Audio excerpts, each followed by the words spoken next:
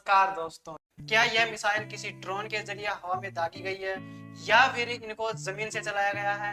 यह short range missile range Iran के अंदर से दागी गई है या फिर अजरबैजान, अर्मेनिया या किसी वॉलन शिप के जरिए ये छोड़ी गई है? तो क्या है असली जानकारी? बने रहिए हमारे साथ इस वीडियो में और जानते हैं संपूर्ण जानकारी के बारे में। किसी भी वक्त इजराइल पर हमला कर सकता है ईरान। मिसाइल लॉन्चर की मूवमेंट, सेना की ड्रिल, बड़ा दावा, टेंशन में क्यों अमेरिका? एक तरफ जहां बांग्लादेश में बवाल मचा है तो वहीं मिडिल ईस्ट में भी तनाव बढ़ चुका है। दरअसल इजराइल पर ईरान के हमले का खतरा काफी ज्यादा बढ़ गया है। इसको लेकर एक रिपोर्ट ने अमेरिका समेत दुनिया भर में खलबली मचा दी है। अंग्रेजी अखबार वॉल स्ट्रीट जर्नल ने अपनी रिपोर्ट में दावा किया है कि बीते हफ्तों के बाद से ईरान द्वारा अपने मिसाइल लॉन्चर मूवमेंट और सेना द्वारा युद्ध अभ्यास किया जा रहा है।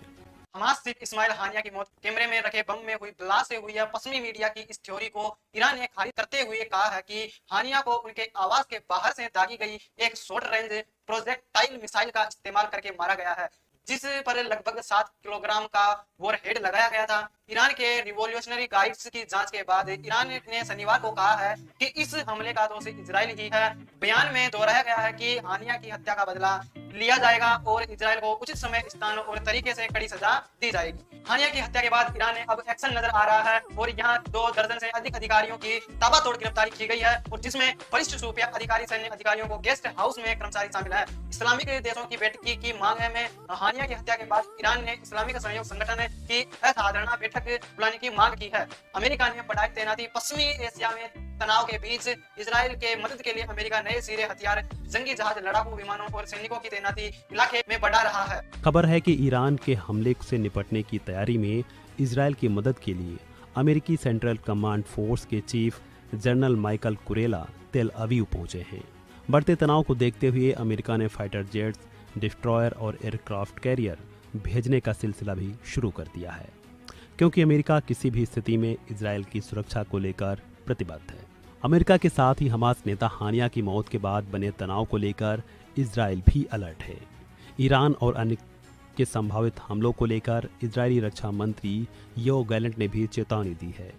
रक्षा मंत्री योव गैलेंट ने कहा है कि हमलों का कड़ा जवाब दिया जाएगा। रक्षा बजट है ईरान का $9 अरब और इजराइल का है $24 अरब। सैन्य कर्मी है 6,10,000 और इजराइल के हैं 1,17,000। कुल विमान है ईरान के पास में 551 और इजराइल के 612। जंगी विमान है 186, इजराइल के हैं 241। हेलीकॉप्टर है 129 और इजराइल के हैं 146। टैंक है 1996 और इजराइल के हैं 370।